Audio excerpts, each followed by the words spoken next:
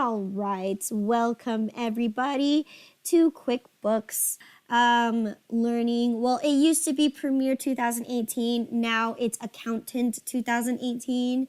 So this book is pretty much geared towards a higher level of a QuickBooks application. And I'll go ahead and talk about that in a minute, but we're going to go ahead and dive right into looking at the introduction to QuickBooks.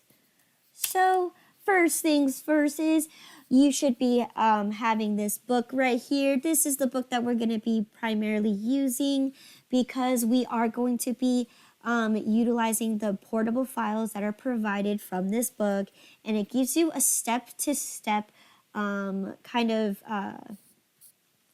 a step-by-step process on how to enter in a transaction using the case study in this book. And in this book, we use Academy Photography. So we're looking at a really small business. Actually, no, it's a corporation.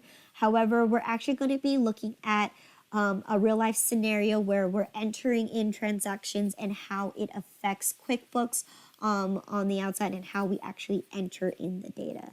So again, we are going to be using this book right here. Again, it has been changed to Accountant 2018 instead of Premier 2018. Okay. So first off, I'm going to go ahead and introduce you to the product lines of QuickBooks. So obviously the first one, the first five, as you can see,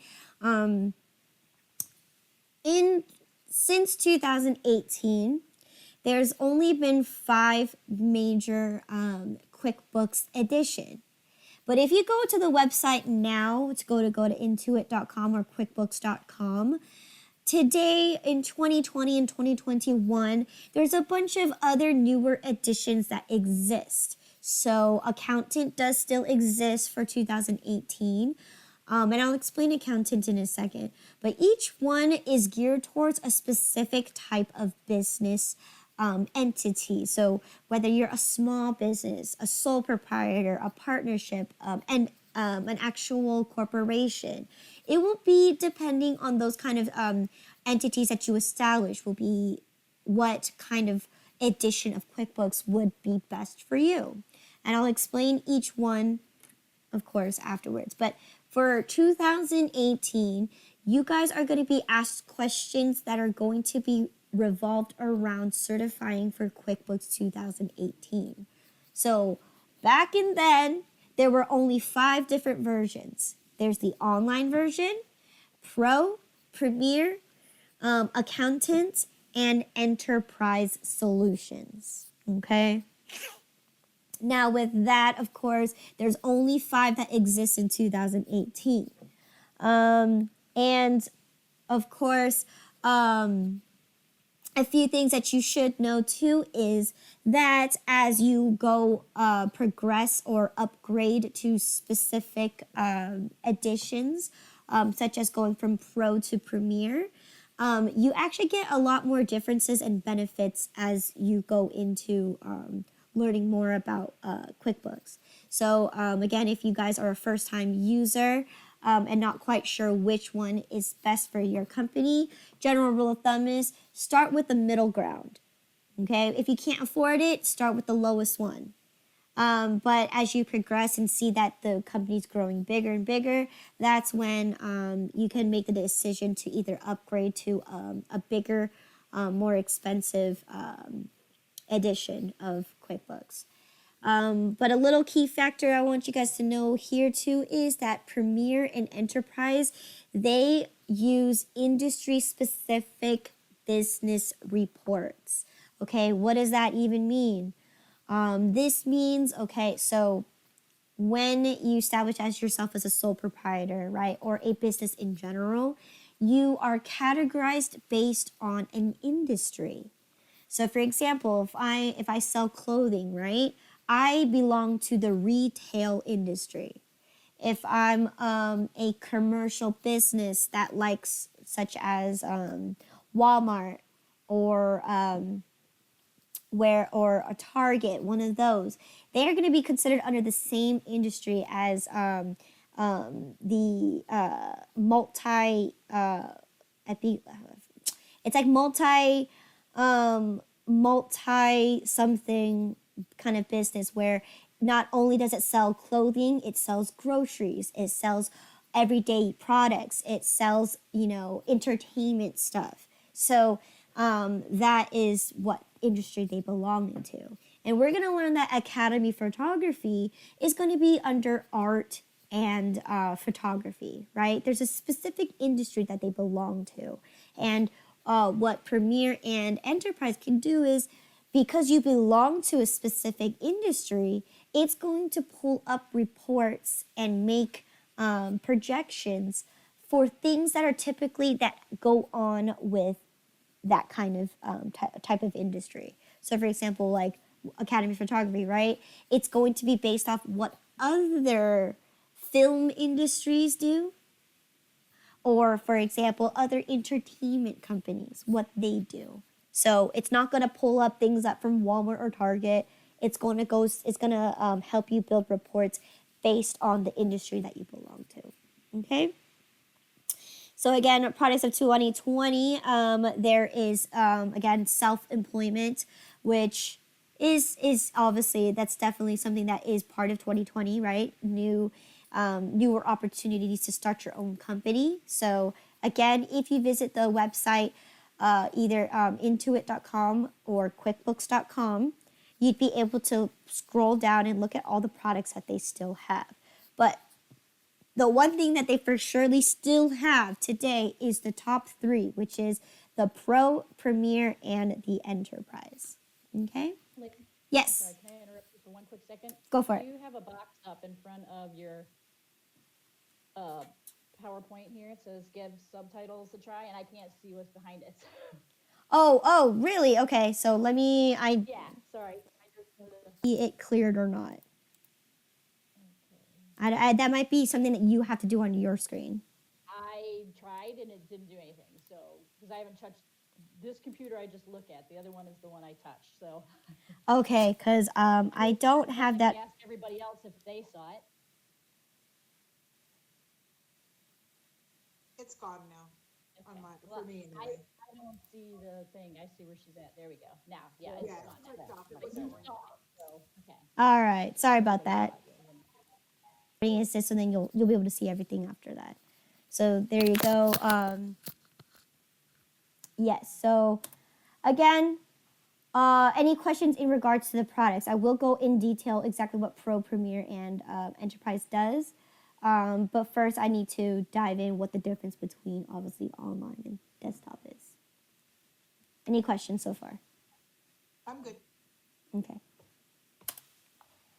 All right. So of course, what's the difference between a desktop version and an online version? Okay, so as you guys know, we all live in a technological world now. Everything is just so convenient by doing everything online. The best thing about online is you can update your books on the go. And with online, it's really cool because you have applications that you could use with your phone, and take a picture of it and it will upload it straight into your QuickBooks. A few things that are bad about that, as well as, of course, when we talk about the online versions, there's actually it's a subscription now, because not only are you getting the program, you're also utilizing what's called the iCloud, or the cloud memory, whatever you want to call it. So Intuit obviously has their own cloud-based memory storage that allows any company, any business that does their books online to be stored up there. So of course, it's a subscription, so you have to pay every month. But it allows you to be more flexible and allows you to be able to do bookkeeping on the go. Okay, especially if you're one of those positions in your company where you're constantly going out, you're reaching vendors, you have to go to the actual place to pick up the items. I don't know, things like that. If you're that position where you have to be on the go, online would be the best resource for you, so you can snapshot something immediately and have it uploaded to your books. And it's also good for those that travel too. Okay, but obviously nothing is actually compared to the desktop version itself. Obviously, the desktop version, you also need to also have a secure network, and especially because when we go into QuickBooks, I'm going to talk about what potentials that you can have that could be a threat, especially when you're linking multiple accounts, having access to all of these things. You want to be very, very, very careful when you have the desktop version, and make sure it's on a secured network at your company. But what the desktop version does is it's actually a lot more better. It's more stable. It's more grounded in a sense where you do work. You can do your work at the office and don't have to bring it home.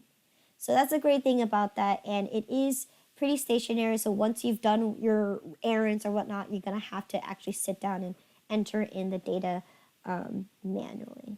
Okay, so let's go ahead and talk about the online versions. So again, each one is going to consist of how much data or how many items you can have per transaction. So as of course, the lowest one is going to be your self-employed, which allows you to have up to it's not that much space-wise. It's about maybe a couple thousand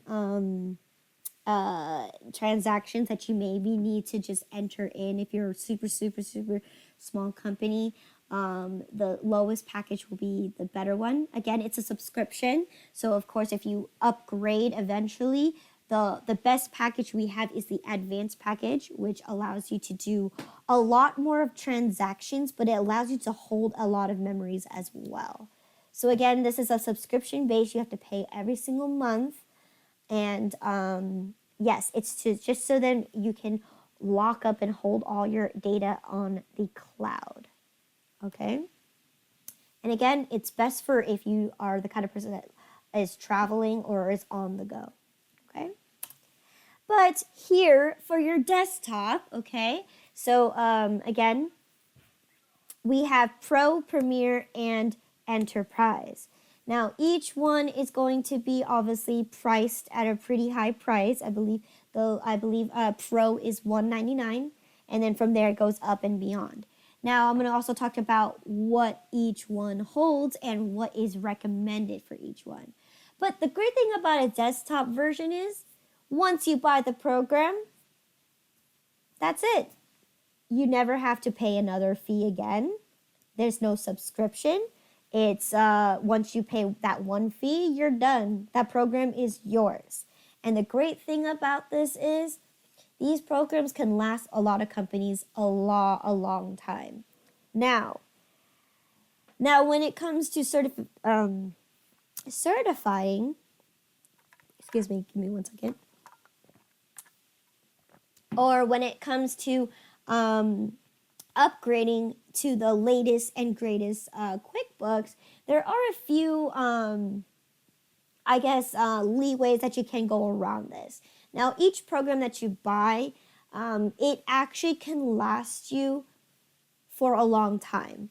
That meaning for many companies that don't use QuickBooks often, you are not mandatory or required to upgrade to the latest and greatest QuickBooks software every year.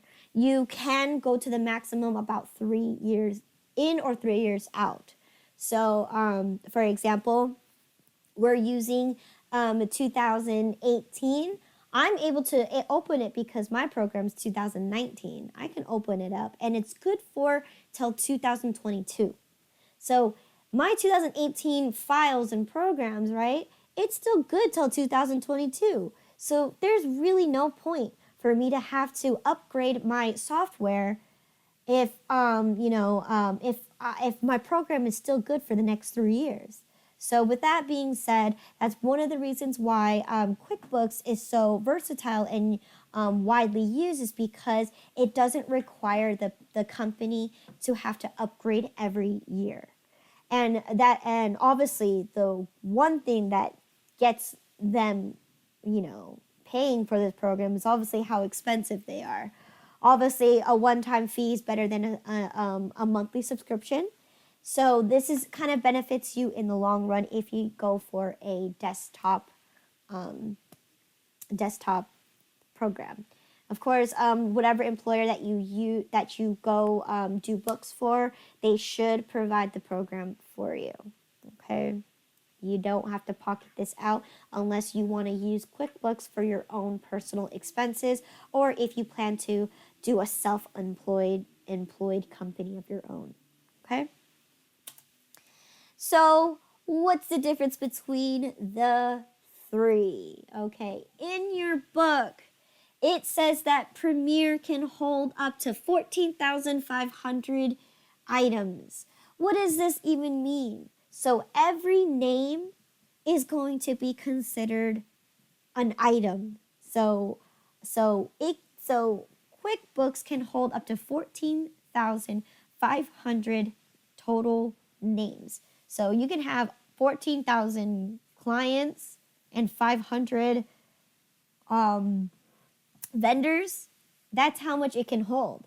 Now, of course, this is also information that's kind of newer.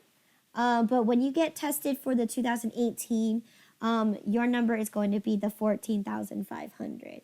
But I'm also going to also do this in a sense of past and present.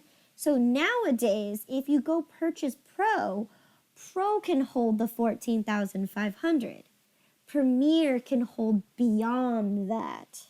Okay? They can hold up to 1 million. And then of course with Enterprise, it's over the million. Okay? So think about it. Enterprise is obviously going to be for a more lavish but a more bigger company. Okay? So most recommendation for Pro is going to be for small businesses, so such as sole proprietors, partnerships, things that you're not going to have that many names or titles or items or things like that. You're very tiny when it comes to a company. And the great thing about this, again, is you can have about 1 to 3 users use QuickBooks at one time. Okay, so that is the benefits of getting Pro. For Premiere, okay, it is geared towards more small or medium companies. So companies such as LLCs would technically be recommended to use Premiere. People, things that you have maybe like a bigger clientele list or a bigger vendor list. Again, in the 2019 or and above, you should have you should have just about 1 million names that you can put into QuickBooks, okay? And you can have up to 3 to 5 users use QuickBooks at one time, okay? Also benefits is you have more than 150 plus industry reports. You have forecasting, okay? So that's really cool about Enterprises. It allows you to make projections for the future. So you could do forecasting. And of course, it also allows you to do mobile tracking. So that's pretty cool. Okay. Of course, for Enterprise, okay, it is definitely geared towards for major corporations, okay, or nonprofits would most likely use Enterprise. So depending on what your establishment of company is and how often you're going to be using names or transactions, you want to make sure that you have enough to be able to do that. So again, they have more than 1 million, okay, and they can have up to as many as 30 users to use the file at once. Okay, so again, of course, with corporations, you have branches and branches of people. You have a sales team, you have the HR team, you have the marketing advertising team. You have beyond the employees that you can have under this list. And of course, they can all have access to the QuickBooks at one time. Okay. Again, they have over 150 advanced industry reports. And they also do forecasting and also mobile tracking. So these ones are kind of more flexible. Of course, with the Pro, if you're not an avid user of QuickBooks, you definitely want to go for Pro just so that you can kind of get used to what is necessary that you need to use for QuickBooks. But Premiere, you can do a lot more than just entering data. So that's just how you're going to gear yourself towards which product would be best for you. Okay, so those are the difference between the desktops here. Now there's one more thing I want to talk about, which is the Accountant, which if you guys download the actual software from the book, the Accountant 2018. Now I don't talk about it because on the website I can't find it anywhere on the detailing for it. But what Accountant does is it's basically the software that can run Pro Premiere Pro Premiere and Enterprise. They can utilize that. So what the Accountant program does for QuickBooks is mainly geared towards the people at the IRS, right? If a company is using the Premiere 2011, let's say, file, what the accountant can do is, or the IRS, right? They can just retrieve the file and it can be converted into the Accountant QuickBooks. So the accountant pretty much has access to every single thing, and it doesn't matter what program or what editions that the QuickBooks have. Accountant is flexible and can convert all the different types. So that's what Accountant does. It's mainly geared towards the IRS company, so they are able to file taxes a lot easier without having the company having the company to get this program or get that program. So that's what it is. It's just basically a compatible QuickBooks that's able to use throughout all the editions in QuickBooks. Okay. Any questions so far about this?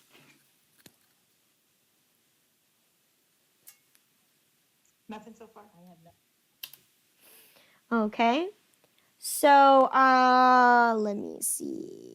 It's been 1 hour. Okay. So we're almost okay. So we have 30 minutes left. All right, so the next section is I want to show you this, and this is one of the most important things that you will need to recognize is knowing and understanding what product you're using and what license you have, as well as other information of such as what your company file entails. And that's going to be the F2 key, all right, the function 2 key button at the top of your keyboard. Okay, not F and then 2. There's an actual function key at the top of your keyboard that says F2, and that's going to give you the exact detailing on your QuickBooks. So it will give you the exact date you installed it, whether it's been registered or activated. It's also going to give you information such as exactly what program it is. Is it the Pro? What year? What edition? And it's also going to give you the release number. Now, what the heck is a release number? The release number, okay, and this is kind of towards a tech savvy kind of thing.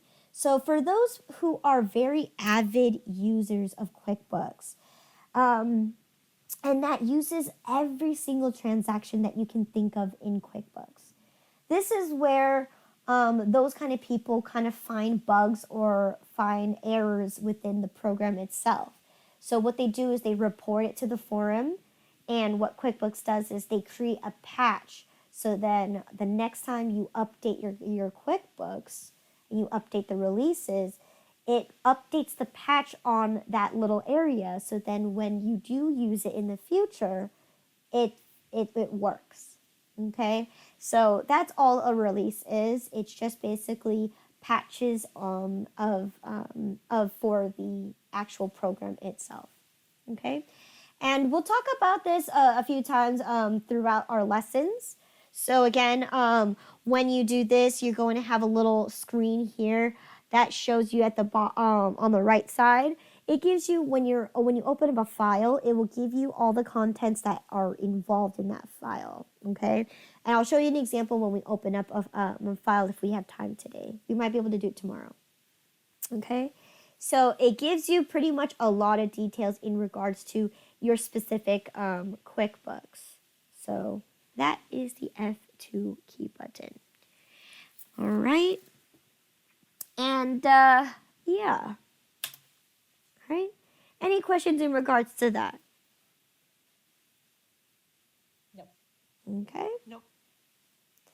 All right. So we're moving on to the next section for Accounting 101.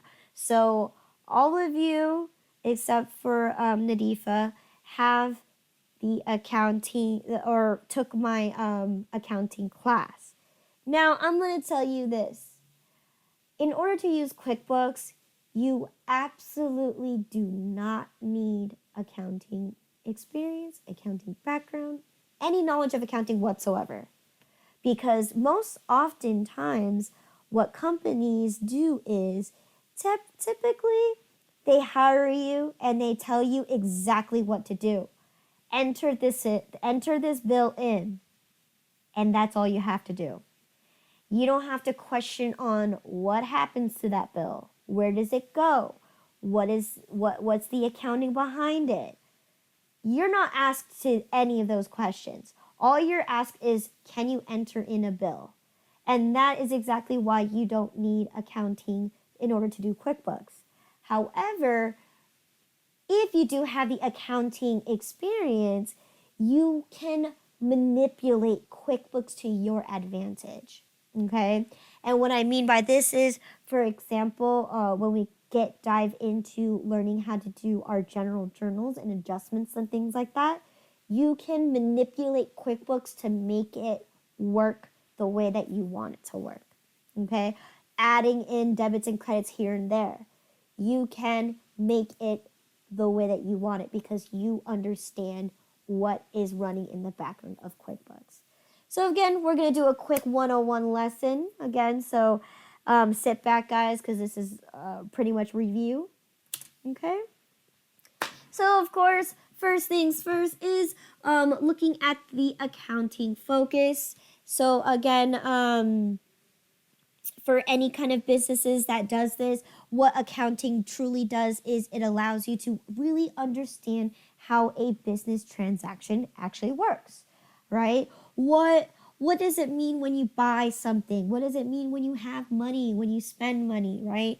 It basically is interpreting what a transaction is and what are necessary to run a business, all right?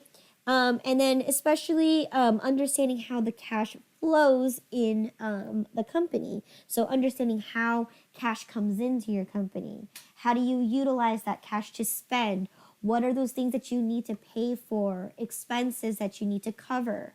So understanding the flows of how cash comes into the company and how it goes out of your company.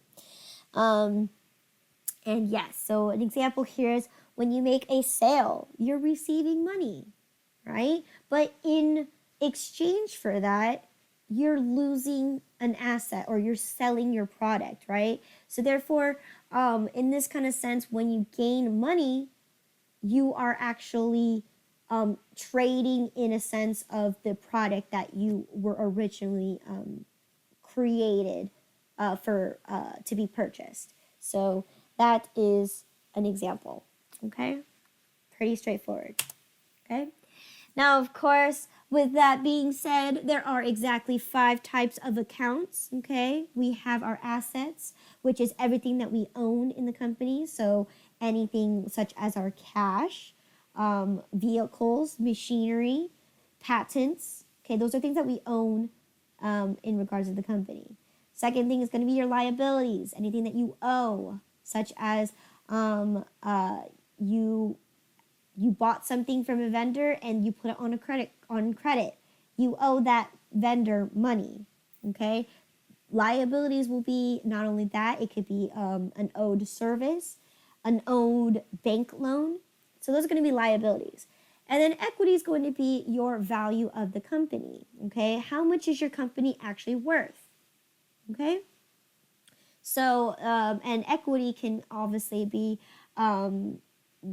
viewed as all of your assets minus all of your liabilities. Okay.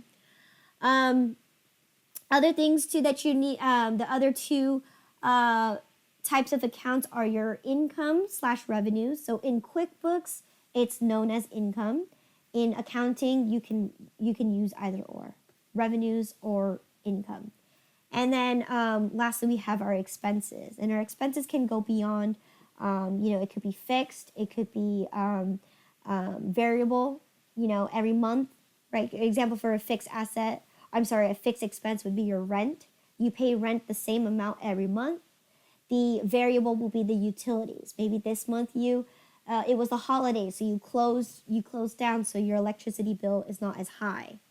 So things like that. That's going to be an expense that you have to incur in order to operate your business. Okay? And of course, the lovely accounting equation is going to be your assets must equal your liabilities plus your equity. Okay? So that means everything that you own plus everything that you everything that you own should equal everything that you owe and the value of your company.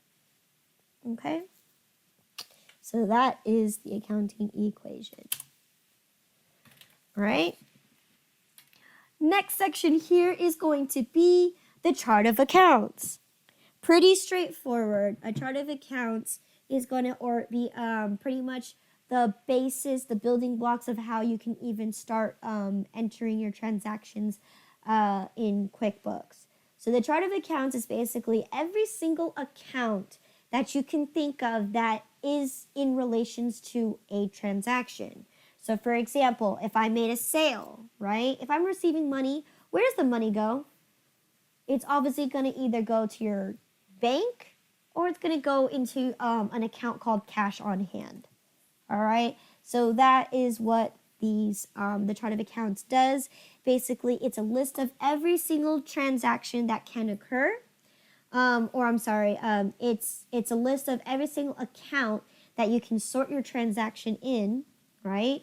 And how it's organized is it will always be organized according to account type. So all your assets are going to come first, then your liabilities, then your equity, then your income, and then lastly is your expenses. Okay? So make sure you guys know that. It's very important, okay? And we're going to learn about this in chapter 12, actually, which is tomorrow, that it is not necessary to have account numbers. Just like in regular accounting, it's not mandatory to have account numbers, but it does actually facilitate it a lot more easier because you start memorizing the numbers after you've entered them in. You can recognize, oh, yes, I do have a checking account. It's account number 10100. So, with repetition and stuff, you're going to notice that using the account numbers can help you out, sort out your information. It will never be organized based on account number because you do not have to use them. So, number one rule is that the chart of accounts is going to always be organized according by account type. But in QuickBooks, it's actually a lot more different. Not only do you have your accounts in order, you also get an overview of the account balances. Okay, now that only applies to your that only applies to your accounts that have registers, and we'll talk about that tomorrow as well. The difference between registers and quick reports, and what has and what doesn't have. So in this case, I just want to make sure that you guys understand the chart of accounts. You have to build your chart of accounts first before you're able to enter in a transaction. Okay? And the great thing about QuickBooks is if you have an account that does not exist and you're in the middle of a transaction, you can create it right on the spot. But of course, that's only with privileges such as the accountant has the the access, and they're able to create the chart of accounts whenever it's necessary. But yes, you can create as you go as well. Okay, but the only thing is you want to do is you want to make sure that you don't go dive right in, make your transactions, and start putting in random accounts, because at the end of the day, you go into your chart of accounts, and you made multiple of the same account, which we'll talk about in tomorrow. You're going to overwhelm your chart of accounts, and you're going to have multiple accounts that essentially are the same account, just different titles or different spellings, or maybe one of them you put entertainment in meals and the other one you put meals in entertainment. So that's one thing too, is it's going to clutter you and it's going to make you more disorganized if you just add and create chart of the accounts as you go. You want to make sure that you have a standard set chart of accounts that are primarily geared towards just your general operations. If you have sales, create your income sales account. So other than that, that's the chart of accounts. Okay. So here's also another one too, is when we actually look at how to enter in, or how the double entry of accounting works, is that if you have one transaction, such as I made a sale, correct? If I'm receiving money, I have to record two things. I record that I made a sale, but the second thing is I also have to record that I received cash. So that's the understanding of how double entry or double entry system works. The whole rule is that every time you enter in a transaction, you must have the debits equal the credits. If they do not equal, QuickBooks will notify you that the transaction cannot go through, and it will actually, when we look in chapter 13, when you do enter in a transaction and they don't match, what's going to happen is it's going to calculate it for you and enter in a blank line item saying that you have a discrepancy of this many cents. So it's going to force you to be equal no matter what it is. So that's also a good little factor there. So there's no room, there's no room for fat fingering. Okay. It will prevent you from entering the transaction if you typed in something wrong. Okay. And the great thing about QuickBooks is it allows you to undo your transactions, delete and edit them. Okay. And we'll talk about rules of what is actually preferred and what is not good when you enter in transactions for a book. Okay. But this is a typical look of what a journal should look like. You have a debit side and a credit side, and you have one increasing the other. Okay. Of course, with this idea of sales increasing as well as your cash increasing, you need to understand how that actually is interpreted in terms of your account types. So this is called the normal balance, also known as the accounting model. What this does is it allows you to understand how a debit affects a certain account, and what its polar opposite or its credit is going to do with another account that exists in your chart of accounts. So, for example, right, sales is an income. If I made a sale, I increased my account, but I increased it on the credit side, okay? However, when it comes to looking at my asset, which I gained money for, if I received money, right, I'm increasing it on the debit side. So as the flow of transaction, by increasing my income, I'm also increasing my assets overall. So again, understanding this whole factor is key, especially if you're manipulating QuickBooks to do what you want to do, okay? All right, other things too is understanding the difference between a cash basis and an accrual basis. All right, cash basis is pretty straightforward. Um, Transactions such as revenues or expenses are only recognized when cash is actually received or readily available to spend. Okay, where accrual basis, and this is a good note to have as well. Accrual basis allows you to owe people or set up, for example, if people owe you money, but you recorded that you had a sale, right? On your books, it's going to look like you're very profitable because your company's so great that it made all of these sales. However, all of those sales are based on people who owe you money. You never received the money in the first place. And that's what accrual basis does. It allows you to record transactions whether or not you receive money. Okay? So again, I can say I own this, but I really don't because I owe people money. Right? It's like, I bought a car, but I don't really own it because technically the bank owns it and I owe the bank.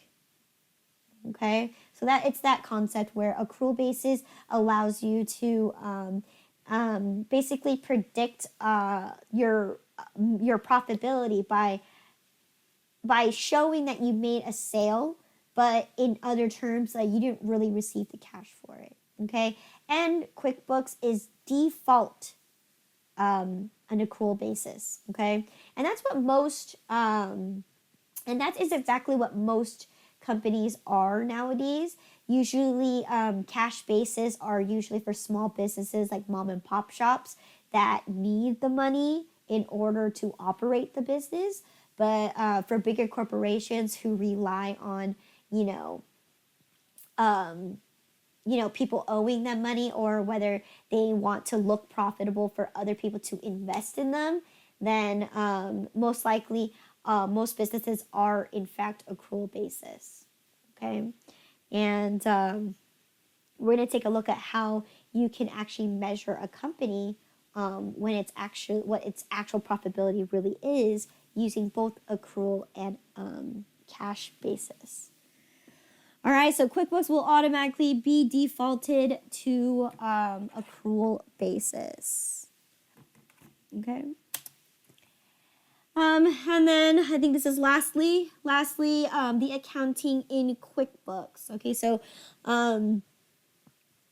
the transactions are entered in forms. Okay, so we'll talk about this in a few seconds. But when you enter in something in QuickBooks, right, you're going to notice that what you're going to be doing is you're going to be doing what's called the single entry versus the double entry, right? For the double entry, you need to go to two different places and enter in the form or enter in the transaction. In this case, when we enter in our data in QuickBooks, it is only doing it one time.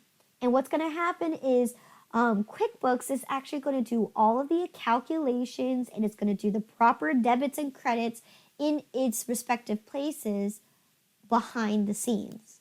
So no need to have to know debits and credit rule. No need to have to understand, oh, did I increase my sales or did I decrease my sales? All of that doesn't matter. And that's exactly why I've iterated this, that QuickBooks does not require you to know anything about accounting unless you want to use it, unless you're an avid QuickBooks user. Let's say you made a mistake, you'd be able to fix it over someone who made a mistake by entering information and can't fix it. Okay, so that's only your true advantage when it comes to knowing accounting and learning QuickBooks.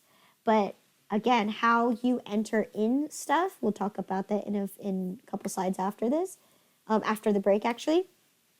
And you're entering it in like a single entry, and QuickBooks is going to do all the work for you behind the scenes.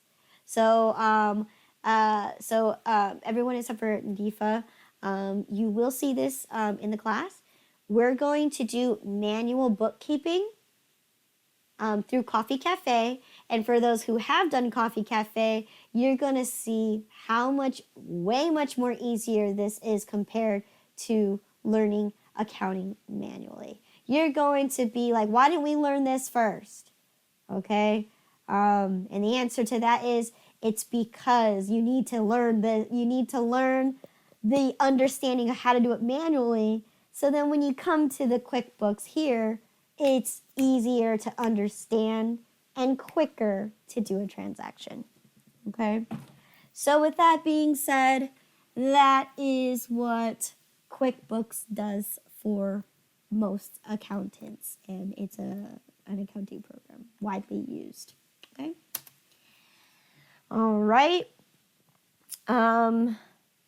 I'll go ahead. So it is exactly 2:52 right now. So let's go ahead and call break at 2:55, and let's go ahead and do a 20-minute break since it's Monday. So 55.